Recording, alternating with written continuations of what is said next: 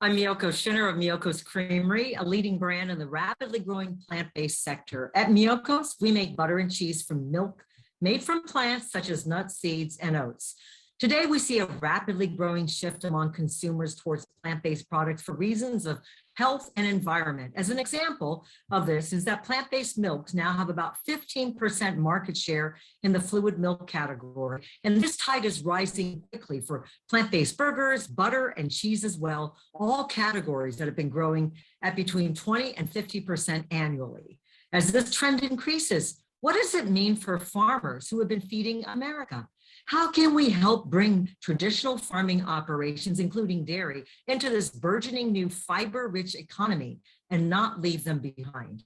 Luckily, there are many opportunities. Crops such as oats and peas, fiber-rich, are facing a huge shortage as the demand for these plant proteins grow. The demand for peas is expected to quadruple by 2025, and plant-based companies are scrambling to secure a supply chain. In addition, many of these crops are imported from Canada and other countries instead of being cultivated here in the United States. Many plant-based food producers, including us, import raw materials from as far away as Vietnam and China because we can't find ample sources here in the United States. There is far more demand by plant-based companies for fiber-rich crops than supply. At Miyoko's, as one solution to this problem, we have initiated a farm transition program that will help a dairy farmer convert to growing key crops that will become part of not only our supply chain, but our innovation platform, where we're discovering new ways to make plant proteins every single day. We, along with several nonprofits, have launched programs to help farmers producing more conventional protein sources convert their operations to producing mushrooms, grains, legumes, tree nuts, seeds, all protein and fiber-rich foods that can easily be turned into innovative and sustainable plant-based foods for the future. But we can't do it alone. While my company is providing the financial support and other resources to the farmer, we'll need a lot more help to support farmers who want to make that transition. We all read too many stories of bankruptcies and suicides by farmers.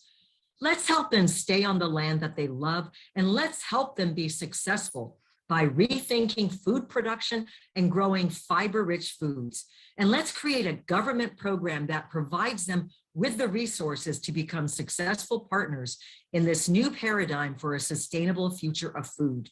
Let's liberate the American farmer, and let's take back power and let them take power back into their own hands. Thank you.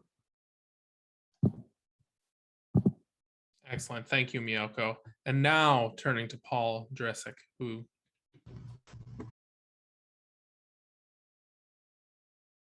yeah, and so it goes back to thinking also the remarks that Miyoko made as well, where oftentimes for you to get all the inputs you need, you have to be going abroad.